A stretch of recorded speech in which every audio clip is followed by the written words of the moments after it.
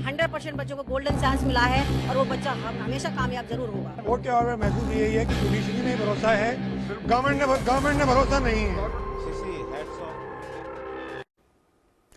नमस्कार, हमारे खास पेशकश में आप सभी का बहुत स्वागत है। मैं हूं आपके साथ अमृता।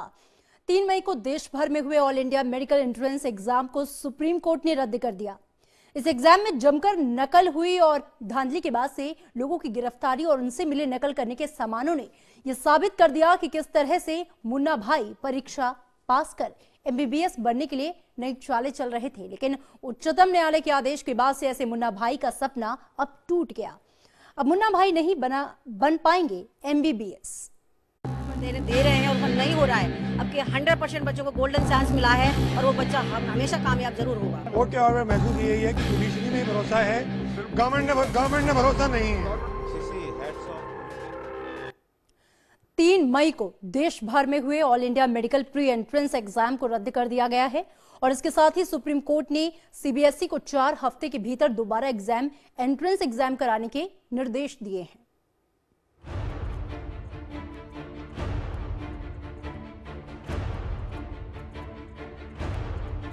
तीन मई को देश भर में हुए all India pre medical entrance exam में भारी नकल और फर्जीवाड़े को देखते हुए सुप्रीम कोर्ट ने इसे रद्द करने का फैसला किया है। पिछले महीने हुए इस AIPMT प्रवेश परीक्षा में करीब 6 लाख से ज्यादा छात्रों ने परीक्षा दी थी, लेकिन रोहतक की पुलिस ने कुछ लोगों को एग्जाम से ठीक पहले आंसर कीज के साथ गिरफ्तार किया था, जिसके बाद देश के अन्य हिस्सों से भी एग्जाम के दौरान अनियमितताओं और नकल की खबरें आई थी। एग्जाम से आधा घंटे पहले 90 आंसर की कैंडिडेट्स के मोबाइल पर व्हाट्सएप के जरिए आने लगी थी।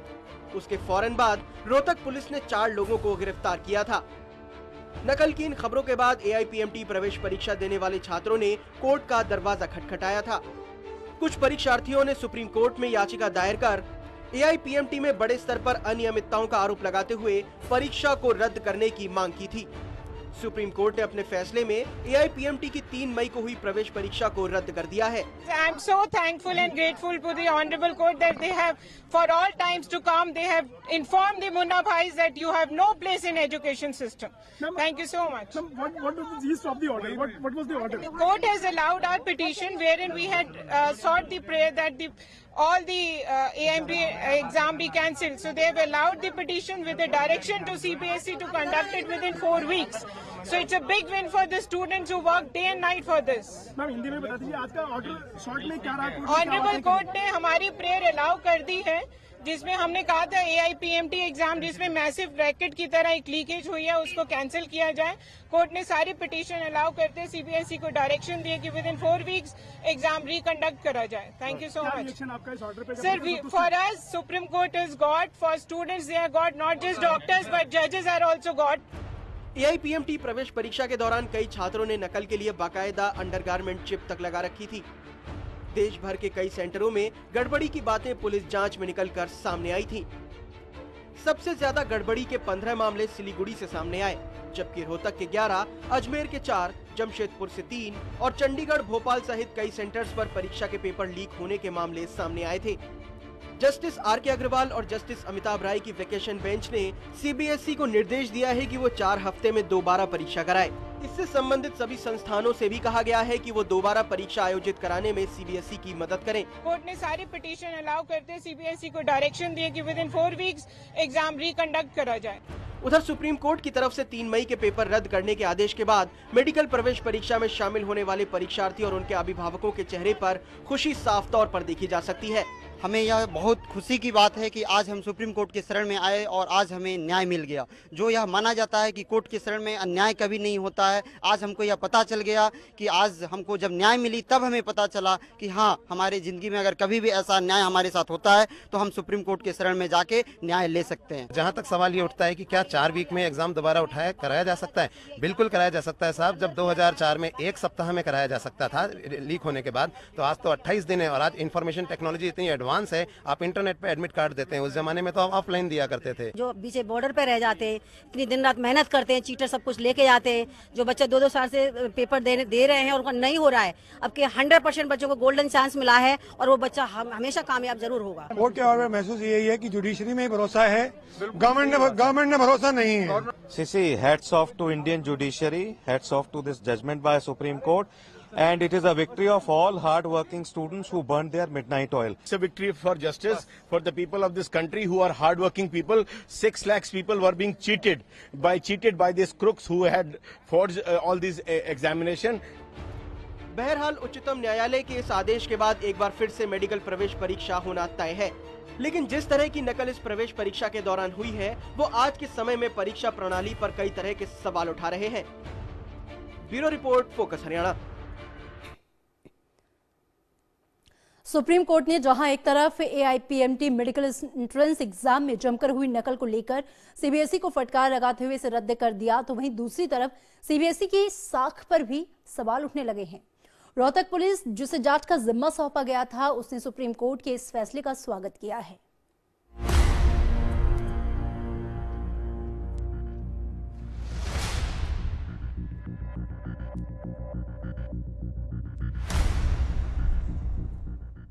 AIPMT के एंट्रेंस एग्जाम देने वाले करीब 6,30,000 बच्चों को दोबारा परीक्षा देनी होगी, क्योंकि 3 मई को हुई प्रवेश परीक्षा को उच्चतम न्यायालय ने रद्द कर दिया है। इसके साथ ही सुप्रीम कोर्ट ने 12 जून को हुई सुनवाई में CBSE को कड़ी फटकार लगाई। सुप्रीम कोर्ट ने CBSE से कहा कि आपका पूरा सिस्टम फेल हो चुका है और आज के जमाने के हिसाब से परीक्षा सिस्टम भी पूरी तरह से पुराना हो चुका है। कोर्ट ने कहा कि अगर एक भी गलत शख्स को एडमिशन मिल जाता है तो क्या हम दिन रात मेहनत करने वाले होनहार छात्रों की बलि नहीं चढ़ा रहे हैं। इसके बाद मामले पर फैसला 15 जून के लिए रख लिया गया था। उधर रोहतक पुलिस, जिसे इस मामले में ताजा रिपोर्ट पेश करने को कहा गया था, साथ ही कोर्ट की तरफ से ये भी पूछा गया था कि प्री मेडिकल परीक्षा में कथित तौर पर अनियमितता से कितने छात्रों को फायदा हुआ है। अदालत ने पुलिस से कथित लीक का फायदा उठाने वाले अधिक से अधिक संख्या में छात्रों की पहचान करने को कहा था। अपनी रिपोर्ट पेश करने के बाद रोहतक पुलिस ने अदालत की तरफ से सुनाए गए फैसले का स्वागत किया है। So after a month or so we could instill confidence in the highest court of the land to allow reconduct of the examination. That is a matter of satisfaction for not only Rohtak police but for Haryana police, because during the course of the investigation we had taken help. We have requested the DGP Haryana, and he had given a free hand and had allowed several teams from different districts of Haryana to be part of the SIT. When we went to different states in the country, one state after another, one examination center after another, we kept on receiving information that यहाँ पर भी हुआ है, यहाँ पर भी हुआ है. So the scope kept on widening with each passing day, and our workload also increased a lot. Rohtak के आईजी का कहना है कि इससे हजारों बच्चों का भविष्य खराब होने से बच गया। इमीडिएट लक्ष्य तो ये था कि ये इस तरह का जो इन्फॉर्मेशन है कि ऐसा इस तरीके से कॉपी हो सकती है, वो कॉपी होने नहीं देनी है, और जो भी लोग इसमें शामिल है उनको पकड़ना है। लेकिन उस समय इसका विस्तार का कोई आइडिया नहीं था। हमको लगा था कि ये रोहतक की बात हो रही है, लेकिन जब लोग पकड़े गए, डॉक्टर्स पकड़े गए और उसका विस्तार का पता चला तो बड़ा आश्चर्य हुआ और दुख भी हुआ कि इतने बड़े पैमाने पे एक ऐसी परीक्षा जिससे हमारे देश के जो क्रीम है, जो स्टूडेंट्स जो टॉप कॉलेजेस है, जो प्रेस्टिजियस कॉलेजेस है, उसमें एडमिशन लेते हैं, वहाँ के लिए मुन्ना भाई तैयार हो रहे हैं। और जो इन्वेस्टिगेशन के दौरान पता चला कि ना सिर्फ इस एग्ज़ाम में बट पिछले एग्ज़ाम्स में भी मुन्ना भाई जा चुके हैं। उधर रोहतक में प्री मेडिकल टेस्ट के छात्रों ने भी उच्चतम न्यायालय के फैसले पर अपनी खुशी जाहिर की है। बुरा हुआ है, ऐसे ऐसे करके उन्होंने जो नकल नहीं मारे थे वो भी फंस गए हैं। पता नहीं ऐसा क्यों करते हैं अपराधी, उनको सख्त से सख्त सजा होनी चाहिए। कि उन्होंने देश के भविष्य के साथ खिलवाड़ किया। तो ये सुप्रीम कोर्ट का फैसला है, इससे मैं बहुत खुश हूँ। ऑब्वियसली ऐसा होना ही चाहिए था, बिकॉज इतने सारे स्टूडेंट्स ने चीटिंग की थी, तो उससे इतने सारे जो बच्चे थे उनका फ्यूचर था, इसके साथ जुड़ा हुआ फ्यूचर था, और मैं बहुत खुश हूँ इससे। कोर्ट ने जो ये फैसला लिया है इस पेपर पीएमटी के पेपर को रद्द करने का, ये बहुत अच्छा फैसला है। और क्योंकि जो पीएमटी का पेपर नकल करके देंगे वो कैसे डॉक्टर बनेंगे, हमें भी पता है कैसा फ्यूचर होगा उनका। और ये रोहतक की पुलिस को भी मैं बधाई देती हूँ जिन्होंने ये रैकेट का पर्दाफाश किया। कोर्ट ने डिसीजन लिया है AIPMT के पेपर के ऊपर जो लीक हुआ था इस टाइम, रोहतक पुलिस ने जिसको उजागर किया, इसको कैंसिल करके बहुत ही अच्छा काम किया। इससे जो लोग चीटिंग करके या इतने 30-30 लाख रुपए पेपर प्राप्त करके इसमें जो एडमिशन ले पाते थे वो बहुत ही गलत काम था। इससे गलत डॉक्टर हमें हमारे समाज को मिलते थे। अब रोहतक पुलिस का इसमें सराहनीय योगदान जो उन्होंने ये सारा केस उजागर किया और इसकी जड़ तक जाकर इस पेपर को कैंसिल करवा। बहरहाल अदालत के इस फैसले के बाद कई मुन्ना भाइयों का सपना टूटा है और अब वो MBBS नहीं बन पाएंगे। रोहतक से अनुज नरवाल के साथ ब्यूरो रिपोर्ट, फोकस हरियाणा। 3 मई को AIPMT में नकल को लेकर पुलिस ने देश भर से डॉक्टर समेत कई लोगों को गिरफ्तार किया है और इन लोगों के पास से अंडरगारमेंट्स लगे ब्लूटूथ और दूसरी चीजें बरामद हुई। 3 मई को जिस तरह से देश भर में AIPMT प्रवेश परीक्षा में सेंध लगाकर नकल को अंजाम दिया जा रहा था, उसमें कई आधुनिक डिवाइस का इस्तेमाल भी करने की योजना थी। पुलिस ने इस मामले में गिरफ्तार आरोपियों के अंडरगारमेंट्स में मोबाइल चिप फिट करके नकल कराने की योजना थी। माइक्रो ईयरफोन और डिजिटल वॉच का भी प्रयोग होना था। पुलिस को इनके पास से आंसर की भी मिली है जो व्हाट्सएप के जरिए भेजी गई थी। आरोपियों ने 30 अप्रैल को पानीपत के एक होटल में पेपर आउट करने की योजना बनाई थी, लेकिन जब रोहतक और पानीपत पुलिस ने संयुक्त कार्रवाई की तो गिरफ्तार लोगों के पास से मोबाइल, ब्लूटूथ और एक कार बरामद हुई। Special investigating team in this case has been vindicated,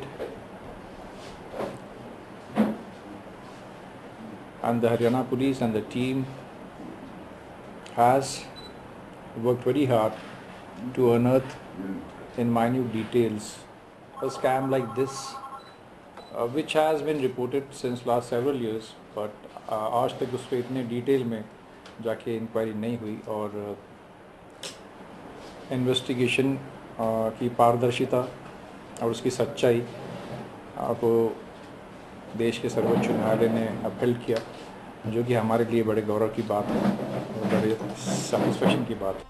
पकड़े गए लोगों में रोहतक के गुढ़ाना के रहने वाले dental doctor Bhupendra, Basant Vihar colony के डेंटल डॉक्टर संजीत के साथ ही गद्दी खेड़ी के राजेश और नोएडा के रहने वाले MBBS सेकेंड ईयर के छात्र रवि शामिल थे।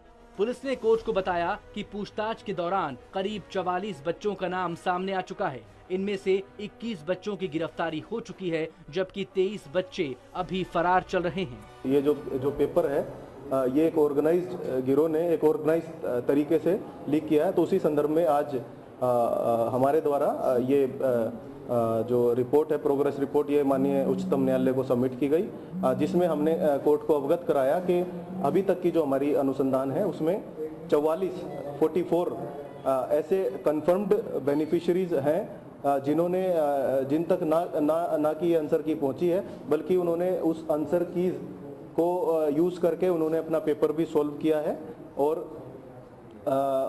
फिर हमने माननीय उच्चतम न्यायालय को यह भी बताया कि किस प्रकार हमने 2 जो मास्टर सोल्वर्स हैं जिन्होंने पेपर को सॉल्व किया उनको पकड़ा, और उनकी जो डिस्क्लोजर है उसमें उन्होंने बताया कि किस प्रकार उन तक ये 10:15 से 10:30 के बीच में पेपर आ गया था और उन्होंने 15-20 मिनट्स में इस पेपर को सॉल्व किया। और उसके बाद देश भर में जो आंसर कीज है उसको विभिन्न जो फोन्स हैं उन द्वारा सर्कुलेट किया गया। पुलिस के मुताबिक रोहतक के 9 छात्रों का सौदा तय था। इनमें भूपेंद्र के 3, राजेश के 2 और रवि के 4 छात्र शामिल थे। हर किसी से 15 से 20 लाख रुपए में सौदा तय हुआ था। दांगी ने व्हाट्सएप और SMS के जरिए आंसर की भेजी थी। भूपेंद्र के मोबाइल के इनबॉक्स में 90 प्रश्नों की आंसर की मिली। पुलिस को उम्मीद है कि दांगी की गिरफ्तारी के बाद कई और राज सामने आ सकते हैं। कोर्ट को पहले भी हम क्लियर कर चुके हैं कि ये जो इस पूरा जो ये षड्यंत्र रचा गया, जो इसका जो मास्टरमाइंड था वो रूप सिंह डांगी था। ये कोर्ट को हम क्लियर कर चुके हैं। आपको ये भी बता दें कि जो हमारी जो डीजीपी साहब की तरफ से जो रूप सिंह डांगी है उस पर 1 लाख रुपए का इनाम भी घोषित हो चुका है। जो भी उसके अरेस्ट के संबंध में कोई अगर सूचना देता है तो उसको 1 लाख। उसके अलावा हमने उसके जो वारंट की प्रक्रिया भी हमने कोर्ट से शुरू कर दी है उसकी। बहरहाल पुलिस जांच तो अभी चल ही रही है, लेकिन जिस तरह से इन लोगों ने AIPMT प्रवेश परीक्षा में सेंध लगाई, ये बेहद चौंकाने वाला है। फोकस हरियाणा के लिए रोहतक से विकास यादव की रिपोर्ट। और इसी के साथ फोकस स्पेशल रिपोर्ट में फिलहाल इतना ही। नमस्कार।